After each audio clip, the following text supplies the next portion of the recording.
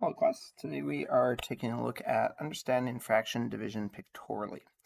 Now we know from earlier studies of other topics that when we are dealing with division, the dividend, which is the fancy name for the first number, is the amount that we have at the start. It's what we draw for our model. When our divisor, which is our second number, is a whole number, we can treat that as the number of equal groups that we are splitting the dividend into. And then our quotient is the amount in each of those equal groups. So if we take a look at question A, and we've got our -6 as our dividend and our +3, which is a whole number, as our divisor, we can go ahead and think about this as starting with 6 negatives and splitting them into 3 equal groups. Let's go ahead and do that. Here's 1, 2, 3, 4, 5, 6 negatives. And I want to split those into 3 equal groups. So I'm going to use letters A, B, and C to represent my 3 equal groups. To make things fair, I'm going to say 1 to group A, 1 to group B, 1 to group C. When I've got all my 3 groups, I'll repeat 1 to group A, 1 to group B, 1 to group C. Now my quotient again is the amount in each of those equal groups. So if I think about how many is in group A, for example, there's 2 in group A. There's also 2 in group B and 2 in group C. So I can say that each group has 2 negative tiles, and therefore my quotient is -2. On the other hand, when my divisor is not a whole number, we can treat it as the amount that makes one group, so groups of this object, and then the quotient is the number of groups that you can create. So if we look at -6 divided into -3, in this case we want to start with 6 negatives again, but this time we're going to split them into groups of 3 negatives at a time. All right, it doesn't make sense to say -3 groups. So instead, we'll think about one group being 3 negatives and count how many groups we can create. So let's do that. Here's our same 6 negatives. There's 6 negatives. I want to split them into groups of 3 negatives at a time. That means every time I see 3 negatives, I can circle them and call them one group. So there is 3 negatives. I can call that group 1. Here's another 3 negatives. I can call that group 2. Okay, overall I've used up all of my tiles, so I want to count how many groups I created. I can say that I created 2 equal groups, and therefore my quotient is 2. Let's use our colors here.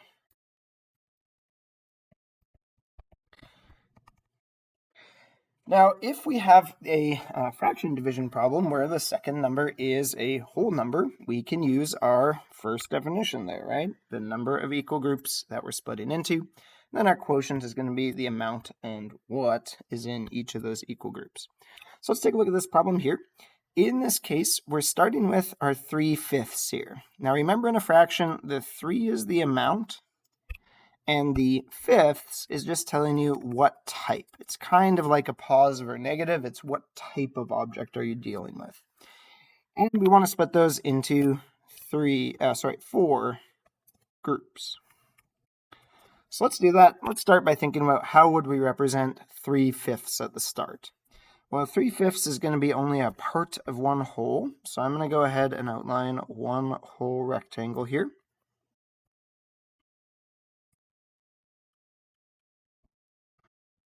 And I am dealing with fifths, and fifths means that my whole is broken into 5 equal parts. So I'm going to break up this one whole into 5 equal parts.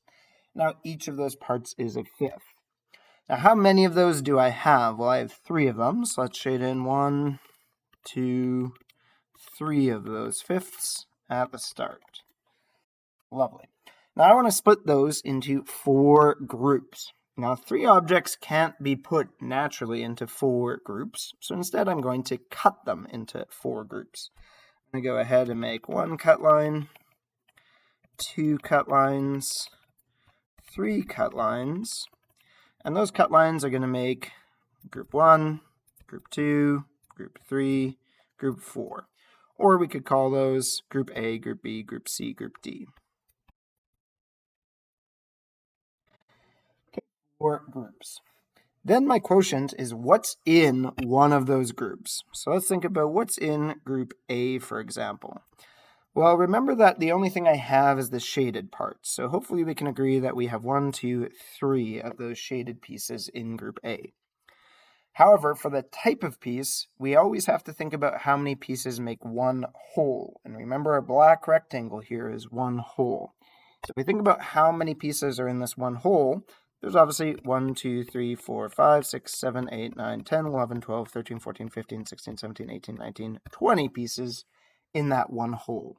And so we can go ahead and say that each group has 3/20ths. And we can therefore say that our quotient is amount 3 and type 20ths. So our fraction division when we're dividing by a whole works the same way as any of our other divisions where we're dividing by a whole. That one should be pretty comfortable. However, if our divisor is a fraction, we can't use that equal groups definition. And what does 4/5 of an equal group mean? I don't know, right? So we're always going to use the groups of definition when we're dividing by a fraction. This is easy to understand when we think about pizzas, and they'll also help us think about our equivalent fractions. Look at problem A here for fraction divided by whole. We've got 3 split into 1/2. And that means that we have 3 wholes to begin with, and we want to split that into groups of 1/2. Let's adjust our coloring so it matches up above. How many we have?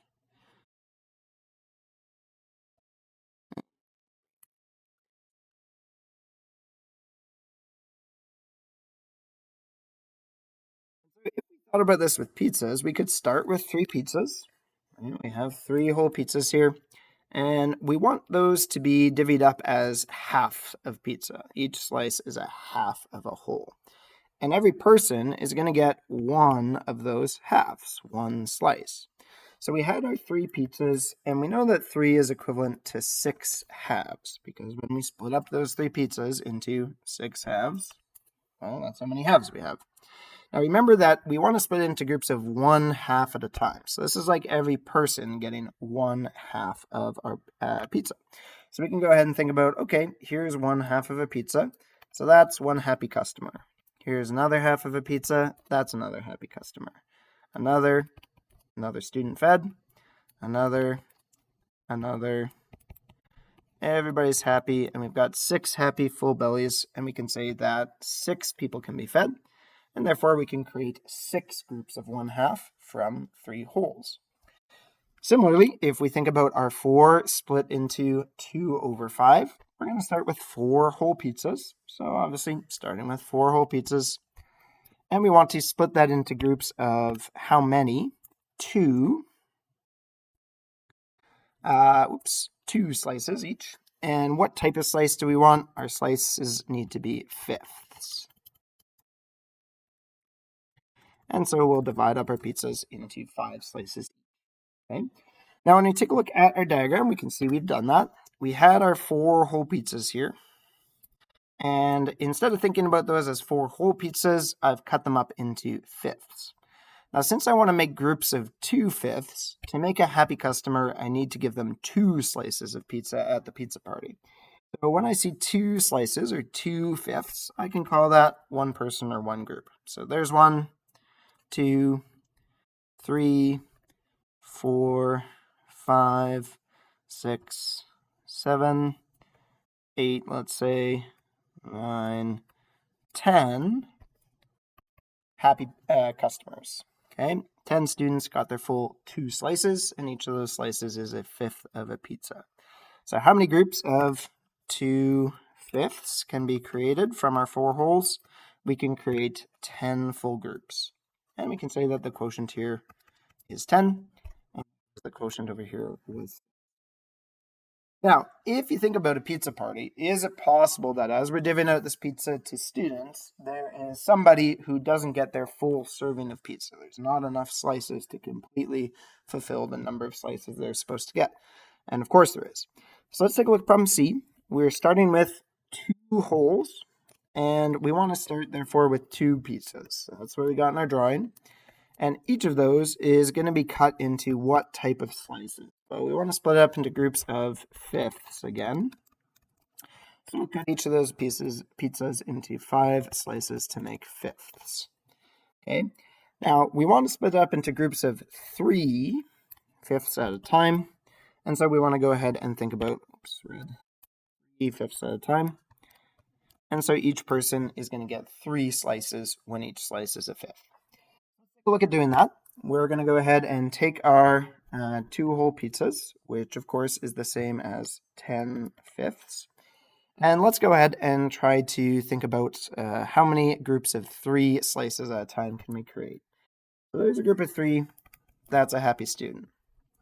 Group of 3 goes on to the next pizza. That's fine. They get their full 3 slices. They're happy. Here's a group of 3 slices. The third student is happy. But the fourth student is really upset because they only got 1 slice. All right? They're supposed to get 3 slices, but there's only 1 slice left for them. So they are angry. They're upset. Now, if you were this upset person, what would you say? You'd say that I only got 1 slice out of 3 slices that I was supposed to get. Right? I was supposed to get 3 slices, but I only have 1 slice. So in this situation, we can say that we did form 3 full groups. 3 students got the full 3 slices of pizza that they were supposed to get. That's great. However, for the fourth student, we only have 1 out of the 3 parts that would make that student happy. We do have 1 slice to give them, but that's it. They're supposed to get 3 slices. We only have 1 out of those 3 that we can give them. So we can call this a mixed number. There are 3 wholes that are formed. However, we only have 1 out of 3 parts of the next group. Okay, so in this case, our 2 divided by 3/5 gives us 3 1/3 as a mixed number. Or, of course, if you wanted to convert that to improper, you could say that, that's a 5. There's 3, sorry. And so that's a 10/3 would be our quotient here. Okay. Finishing up, let's take a look at some of our fraction divided by fraction examples. And these ones we're going to get away from the pizza pictures a little bit, but still thinking about the same idea. If we're starting with a fraction, we don't have 1 full pizza. So in the case of question D, we only have 2/3 of a pizza at the start. And this is all we have. And we want to split that into groups of how many pieces? 1. What type of pieces? 6. So let's think about this. We have thirds here, and we want to fill up groups of 6. Now, obviously, a 6th is not the same shape as a third. We do have the convenient fact that we can cut pieces. So we're going to get out our pizza cutter, and we're going to say, okay, well, if I have 2/3, that's the same as